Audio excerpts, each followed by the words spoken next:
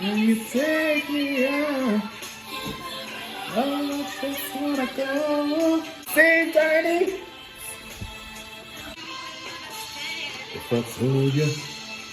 All right, what's up, everybody? I am Jalen's great auntie, better known as Goonicorn, and welcome back to the show. How you doing? How your mom and them? Now, before we get to going anywhere around here, make sure you hit the like, share, subscribe button. Heavy on the like and the share and the subscribe. Okay. You get comfortable, get your snack, take off your shoes, take off your clothes, take off your bra. Let's get this show on the road, okay? I was going to do 3 different episodes for the episodes that have already aired for episode 1, 2, and 3. Not doing all of that, okay? What I'm actually going to do is I'm just going to compile all of that into this one recap and just give you my general feelings about what has been going on for the SWV and Escape Queens of R&B show on Bravo. And the first thing that I want to talk about, very lighthearted, we must talk about my niece, Jalen, okay? That's my niece. Y'all will never be able to do her because not on my time, because that's my niece, and girl, that's my niece. Mama came in, she walked into, I think this was the last episode, episode 3.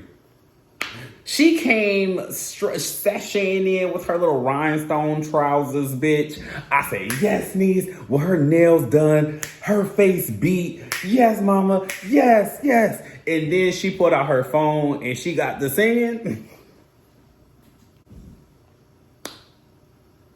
Listen. There's a lot of girls out here doing they oohs and ahs, and they are making hits, and they are making great careers in the entertainment industry, honey. So, mama, if they can do it, so can you. So, here's what I really want to talk about with Miss Jalen, though. So, she gets to sitting on the couch. Her and Coco, they talk about him dropping out of school. And I guess he's in school to be a dentist. And great teeth. So I think that, you might want to stay in school because you got great teeth. That is not a prerequisite to being a dentist, but you got good teeth. So, I would trust you with my teeth if, whatever. Bitch, what you need to do, you need to drop out of dentist school. You need to take your ass down to Juilliard and go audition for the acting side, girl, because the way you was able to drop them tears on cue and get your way, bitch, I envy the gift. You got it. You will be the first black woman to have the first dark-skinned black woman to have an Academy Award, an Oscar for leading actress, bitch, because the way you was able to cry on cue is something like, girl, Viola wish, okay? Angela Bassett did the thing, wish that she could cry that convincingly. She would never be able to get her way like you just did, Miss Thing. But, okay, so I'm so ridiculous. Sorry, y'all. So anyway, what I really wanted to get into, though, is first of all, I'm jealous of the relationship that this young man has with and for all of y'all are getting to know me. So when I say she, her, Miss Thing, woman, yes. When I say all of that, like, that is not me misgendering him. Like, I literally I don't know what his pronouns are or whatever. But in the community, everybody is referred to girl. But me personally, I refer to everything as girl. Like, bitch, that light in the back of this lemonade box her name is Girl. Yes, Miss Girl. If she start flickering, girl, why are you flickering, girl? I'll pay my bill. So, everything for me, everything is a woman, okay? My car is a woman. My phone is a woman. This laptop, this chair, this drink, this is a stern piece of girl. Yes, ma'am. Okay? So everything is a girl. So I'm not misgendering anybody, okay? But anyway, where was I going? His relationship with his mom and his grandma. I think that it is so beautiful, the relationship that he has with them. And like I said, I'm so jealous that like he is living this experience so young. He is able to be so free and be himself. Like when I tell you, I could have wished to had died before I thought to bring a French tip into my grandmother's house. The devout Christian, like, oh no, ma'am. Girl, I wouldn't have had nails left, okay? None of that would have been crossing that threshold of her house, okay? I would really love for them to go on speaking engagement, bitch. I would love for them to write a book, a Christian's how-to guide on how to love your gay son, how to love your gay grandson, or some shit. Like, bitch, I would love a book. I would love for y'all to just come on YouTube and give us a little bit of insight into y'all's journey into his acceptance. Like, was it an automatic thing? Was it just like, oh, okay, well, you know, this is what the Bible say about you faggots, but bitch, this is my grandson, and girl, we gonna love him around here. I would love something like that. I would just love to know how they got to this point. Like, that to me, beautiful, okay? Oh, hold on. Back to Coco. Ma'am, sickening confessional look. That rhinestone encrusted bustier bra situation with the... You ate that, mama. You had ate that. Yes, Coco. Yes, Coco girl. Anyway, next on the list is... Okay, so we can start with the text incident, right? So the show starts off with the group being in all types of upsy downsy turmoils because Tamika body shamed her sister, and I'm failing to like grasp the big deal of it all. Like, your sister said you ain't got no ass to kiss. Y'all was in a heated exchange. Like, okay, did you not try her first by leaving her with their team? Did you not try her first? Like, it's like, girl, I don't know. It's like, what came first, the chicken or the egg? And it's just obviously this is not what started their beef. Their beef goes far beyond these cameras. It definitely seeps into their childhood, which we will get to. Gloria, we're coming to you. Oh, Gloria. Oh, girl. You sit tight. You glue your wig down, Gloria, because we getting to you, okay? So, Toka is... Okay. Before we even move anywhere, I have a problem with calling Tasha. I have an issue with calling her that because the OCHA to me reads as Oka. Mocha, you know, it doesn't read to me as Latasha. Like, when I see OCHA, I don't hear Asha. I see Oka. I see Aka, maybe. But I don't know why my brain just does not read Asha. And I've been calling her that since before I knew how to say her name. So it will be very hard for me to call that lady Latasha or Tasha. Bitch, I'm calling her Toka. Her name is Toka, okay? Because you done took that girl money. You took that girl money. Latoka, you and your fucking black Voldemort looking ass husband, y'all took that lady money. Actually, you know what? We're just going to take it there, okay?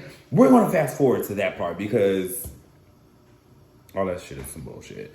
So I think towards the end of episode 1, we get to this sit down meeting where they get to Gloria's house. Let me take a sip. Oh, you know what? Actually, no.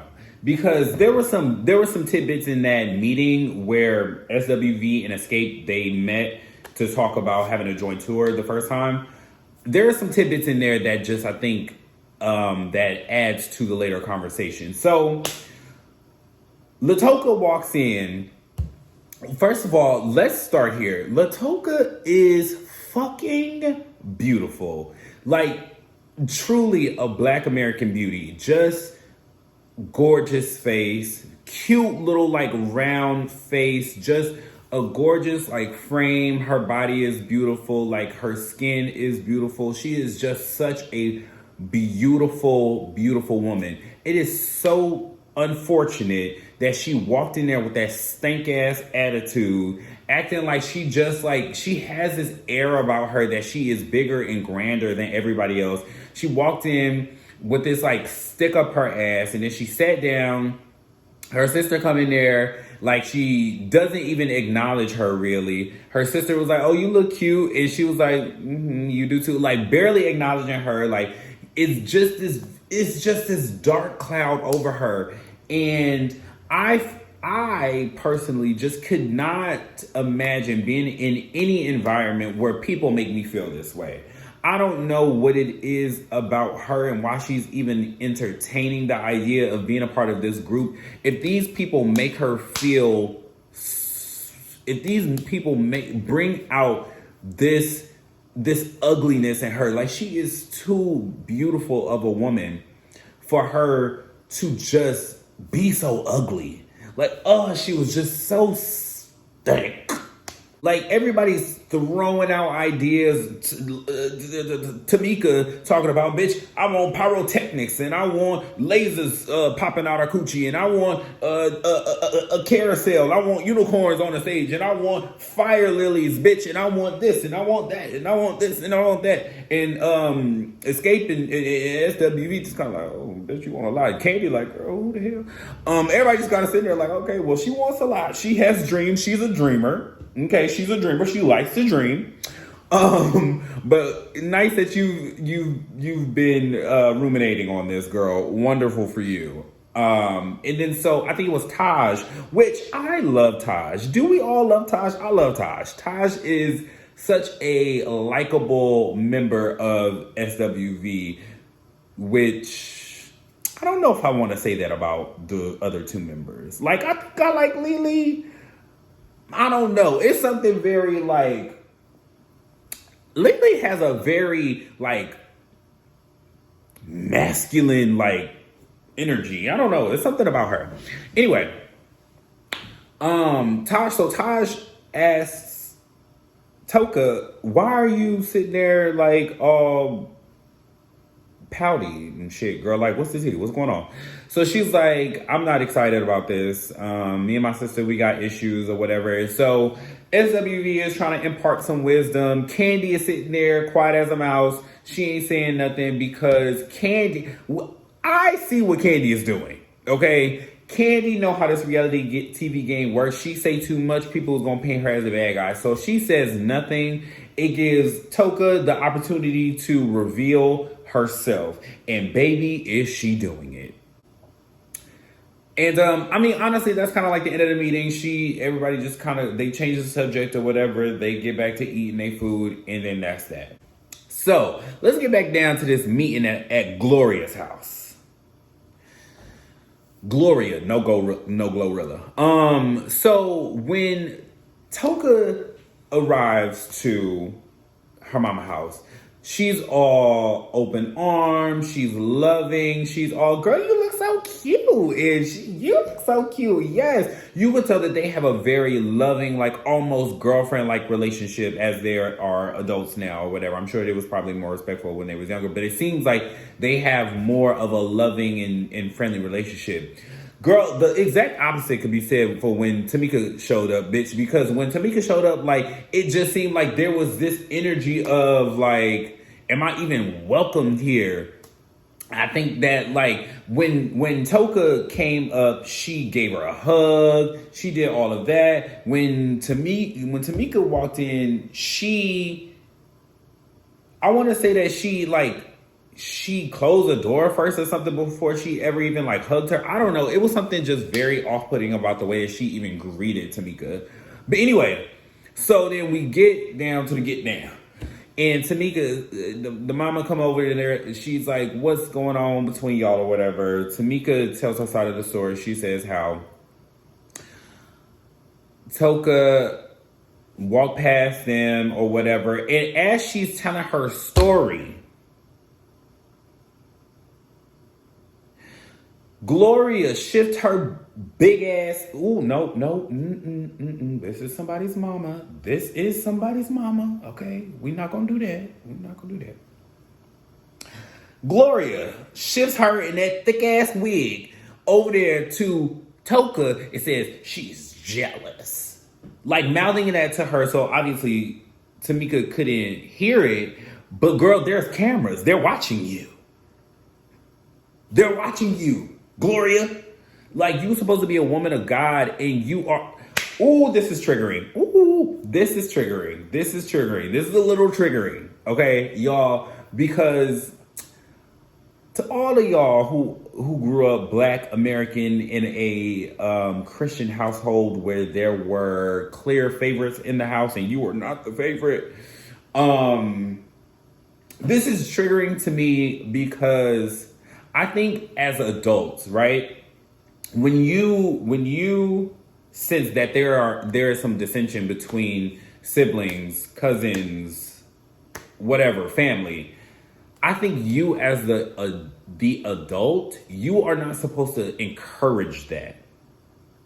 You are there to facilitate peace and there to facilitate like some mutual understanding between the two, the three, the however many.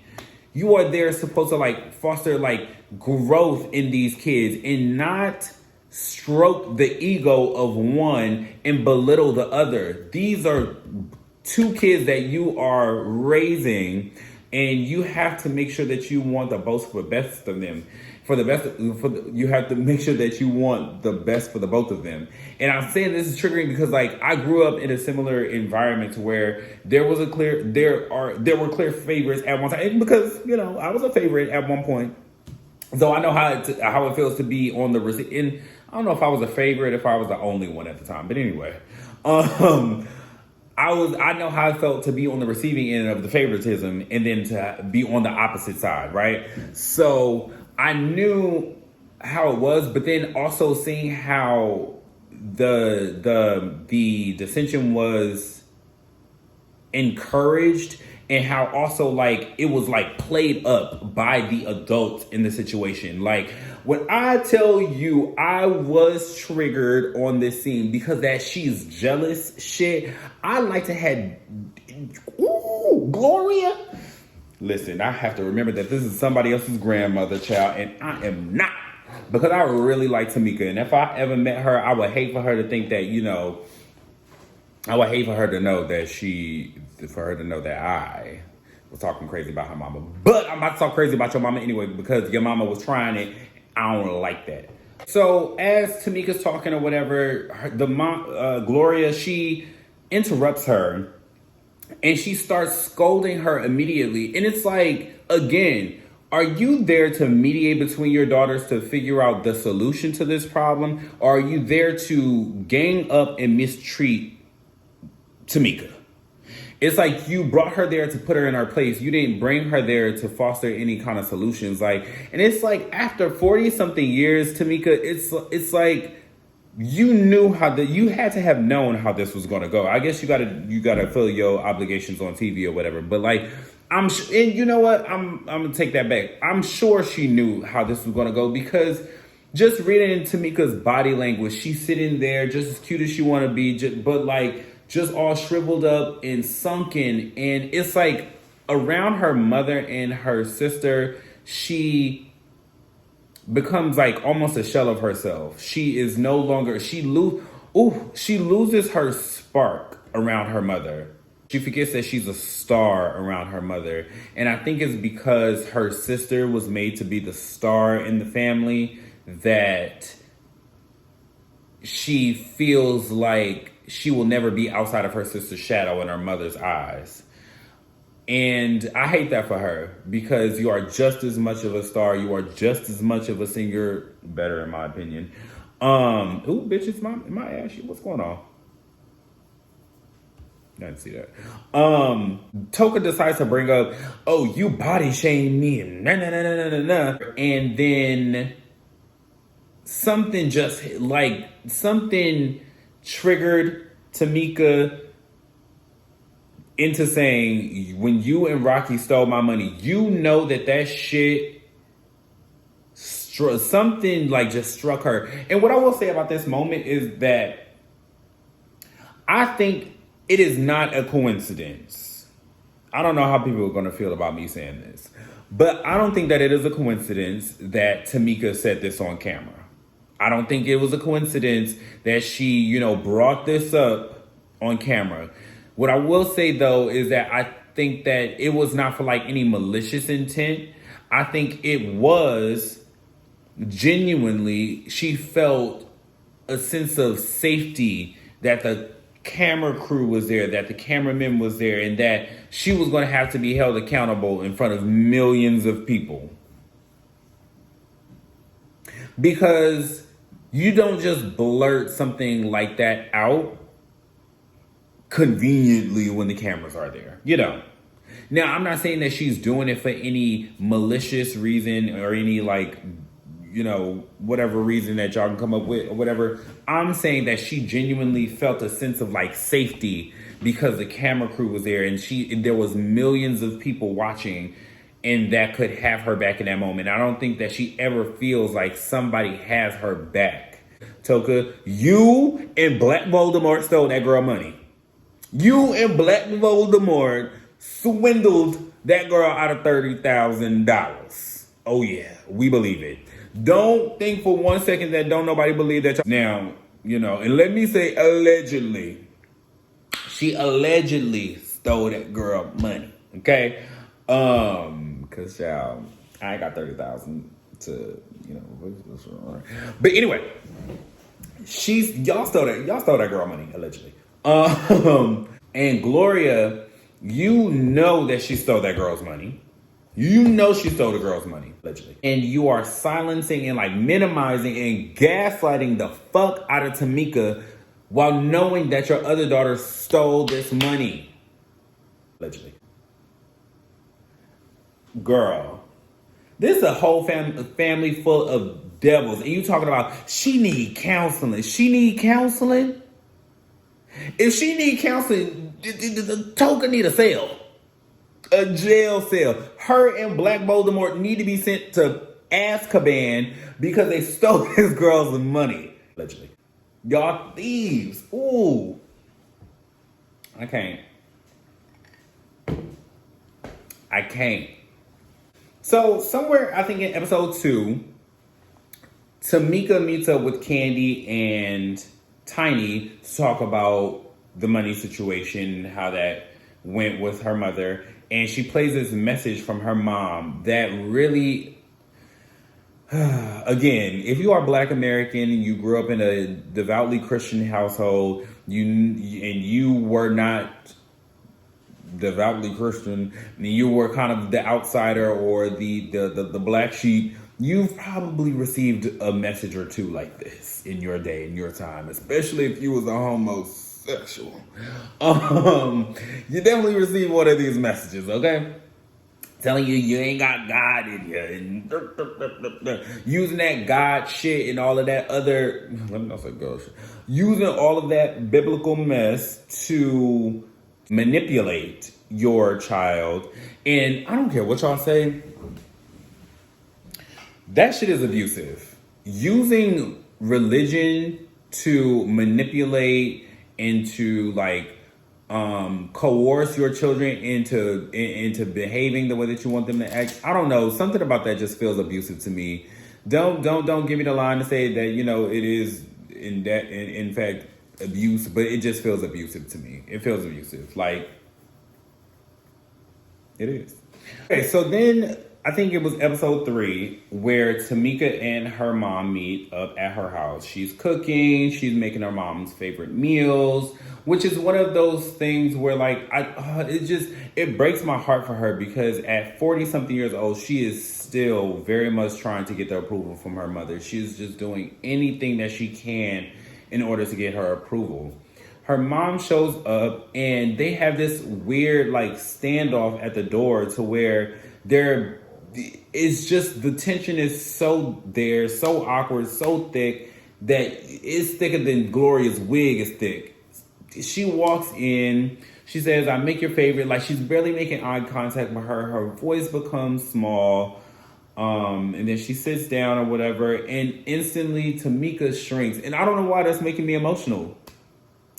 But just seeing this grown, successful, beautiful woman shrink down into like nothing when her mother is in the room just breaks my heart. It really, really does.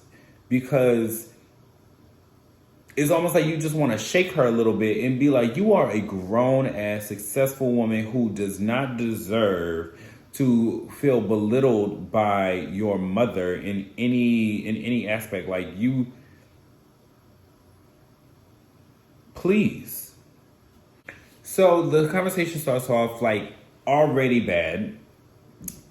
Tamika's mother, Gloria, in an elevated tone, asks her what's going on between me, you, and your sister. And Tamika gets to explain it herself, but she won't even make eye contact. Her head is down, and she is like, her body language is all sunk in. She gets to explain it that, you know, you have favoritism.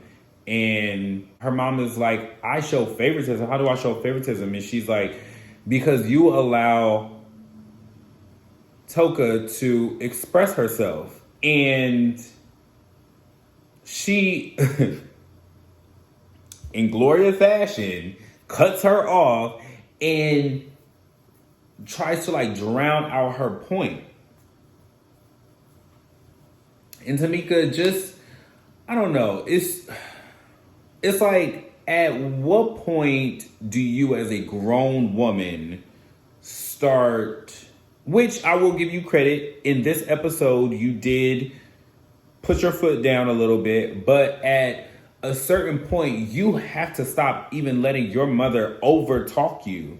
You have to stop letting your mother tell you or like, because your mom can't not make you express yourself. Like, if you want to express yourself, yes ma'am, no ma'am, my ass. If you have something to say to your mama, you need to get it off your chest. That's just what you got to do. And maybe it is because that is, maybe, and that's just me. Maybe, I don't know. But the way that my trauma is set up, baby, I'm going to be heard. Whether you like it or not. I don't think that I allow people's, because I have one of these family members in my family who is very much like Gloria in the means that, like, she is very domineering. She will overtalk you. She really won't let you express yourself if you do not stand up to her. And I refuse to be overtalked. I refuse to be unheard. You may not hear me because you aren't really listening, because we're probably just screaming back at each other, and that's probably unhealthy as well.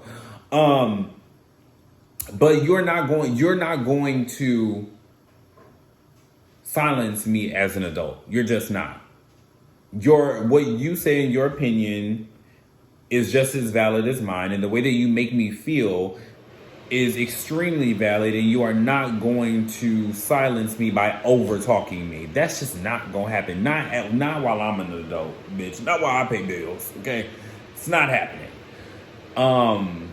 So with Tamika, I really wish she would just find it somewhere in herself to be like, you know what, I deserve better. I'm gonna do better for myself, and I wouldn't treat my daughters this way, and I'm not gonna let my mother treat me this way. I'm not gonna allow my daughters to see me being treated this way. I always think that, like, your kids learn by modeled behavior, and that's not just something I think, that is something that I know. Child, let me not tell you how to raise nobody, because I ain't got no kids. Let me shut the fuck up.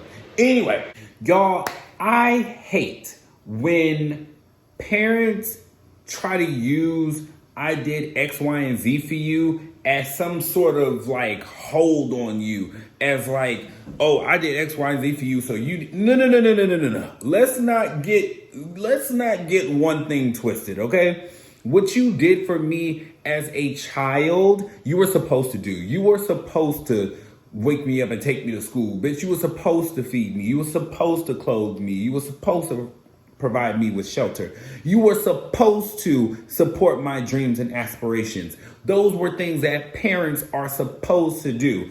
I know that sometimes in the Black community, we feel like the bare minimum is all that we're supposed to do, which is, make sure you're fed and make sure you go to school. No. All of that extra shit that goes into supporting me and making sure I'm happy, those things matter as well. Those things are very important, if not as important and as essential as all of the other necessities. Yes, you are supposed to be supporting my dreams. You think that I have talent. I think I have talent and I want to sing. Yeah, you're supposed to take me to singing lessons. You're supposed to take me to rehearsals. You're supposed to encourage me. You're supposed to lift me up. You're supposed to do all those things. So I hate when parents think that they have some kind of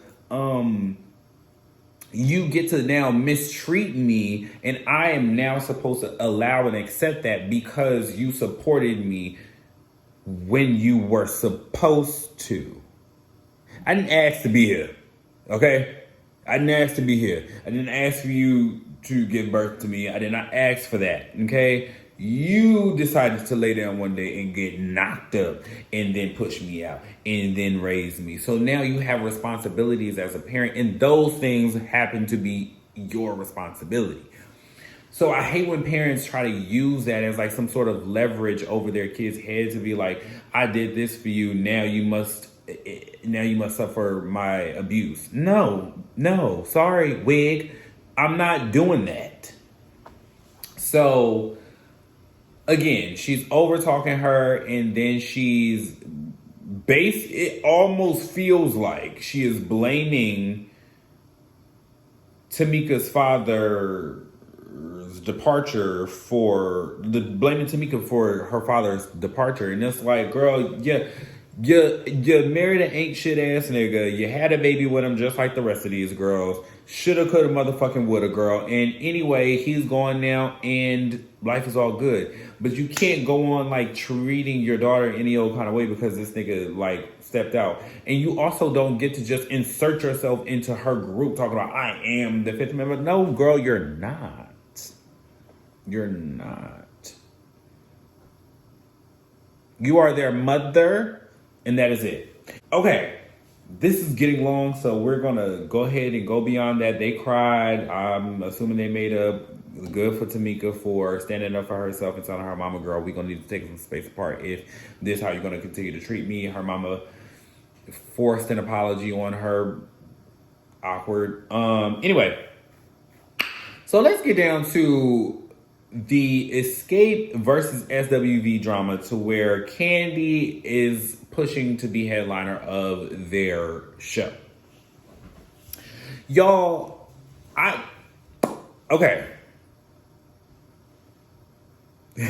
y'all, we have to, especially you, especially to you non-Kandi fans, because it's a lot of y'all out there who just really don't like Kandi for whatever reason. I just will never know why. But it is a lot of y'all out there who don't like her, and then you are like hanging on to the words and little bits and pieces that other people give you. SWV in this case, y'all are hanging on to those words and just running with it because y'all don't like Kandi. Y'all, I really encourage y'all to go and watch Kandi's speak on it, because one thing that I love about my earth sign sister, Virgo in the building, is that a V? A, B, C, D, E, F, G, S, T, U, T, T, U, V. V. So, one thing about us earth signs, the dots, oh baby, they're going to connect, okay? They will always connect. Baby, they will connect. All the facts, She lay them out on Speak On It. So if y'all have any questions about these numbers that are being thrown out or whatever, please go ahead and go watch her speak on it. But what I have to say about that is that just like simple Google, and mind you, if anybody wants to debate me on these points, I implore you to find any credible resource that says that SWV sold 30 million records. Pull up a credible one that is not wiki and that has like some like very, very valid numbers. The only thing that I think that you should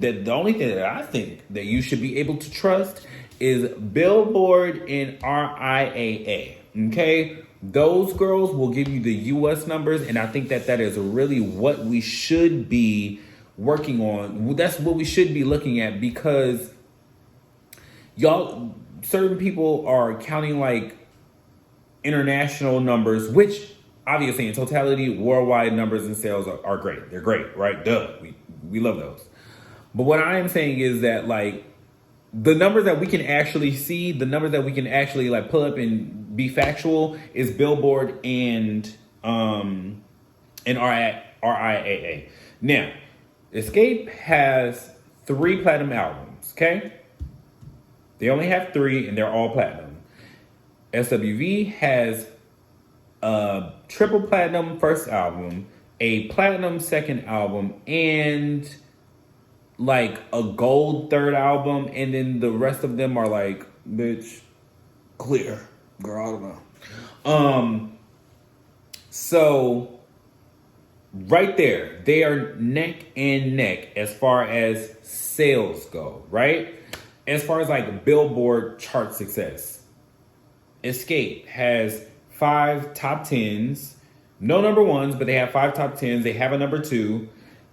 SWV has 4 top 10s and 1 number 1, which is Weak. Obviously, Weak is the biggest song out of both groups, impact wise and sales wise. I'm assuming, right?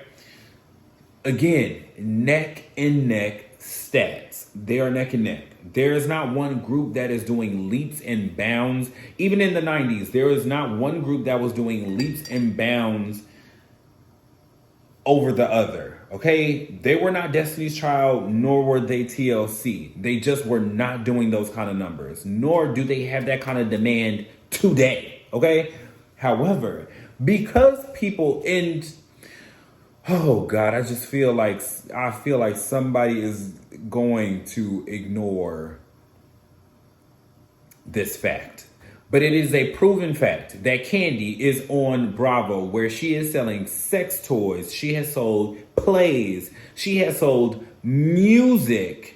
She has sold all of that shit on Bravo. And y'all think that the Bravo fans are not following her on tour? Y'all don't think that the Bravo fans who love Kandi are not following her on tour when she is promoting this on Bravo? If that is the world that y'all live in because y'all don't like Kandi, hey, bravo, bitch. Delusion at its finest, okay? Tiny, I don't know to what degree because I don't really watch VH1 like that. But to the same degree, Tiny, there are a lot of people who know Tiny, and there are a lot of people who from VH1 who would follow Tiny to a concert because obviously they probably knew Tiny from Xscape as well. Y'all, it just should not be that. The reason why they are on Bravo right now is to promote their show / tour. That is what they are doing on Bravo right now. So, if Bravo was not a factor, they would not be promoting this show through Bravo. And why are they on Bravo? They are on Bravo because of who? Because of Kandi's connection to Bravo. Like, before SWV was on, when SWV had a reality show before, they was on WeTV. Most of us didn't even know that. Most of us didn't even know that they was on TV before now. And like Candy already stated, they have been headlining their tours since they came back. Now, they have sold out every single tour that they have had since they came back. And they've always headlined. SWV has opened for them before. What the issue is now, I don't know. Maybe it's only because it's one show that they feel like they should co-headline. Sure. But what I learned from Candy's speak on it is that Candy is trying to preserve her rate that they have already been, that has already been secured. And she's not going down. So she's not going to lower their standard because now they are working with SWV. They still have to get paid what they have been getting paid regardless of SWV. And that to me just sounds like business, smart business on Candy's behalf. But y'all, because y'all don't like Candy, y'all don't like that she's so business oriented, which I don't know. That just, I'm befuddled. Honestly, I'm confused as to how y'all don't see the logic in that, but whatever. But it seems like the streets and the Twitter girls feel like SWV is a bigger group and a bigger name than Xscape. And personally, and maybe this is a regional thing, but like Xscape was bigger here to me. And maybe just in my household, bitch. Maybe it could be an area code thing. I don't know. Maybe it could be an address thing where it was just me in my house and it was bigger in my house. I don't know. But yeah, I'm definitely more of an Xscape fan, especially albums wise. Like, girl, the Xscape albums bang to this day, and I literally listen to them all the time. So yeah, I'm a little gagged that so many people are jumping out of the window to defend SWV because they think that they were bigger in the 90s. Yeah, they may have been bigger in the 90s. Are they still that big today?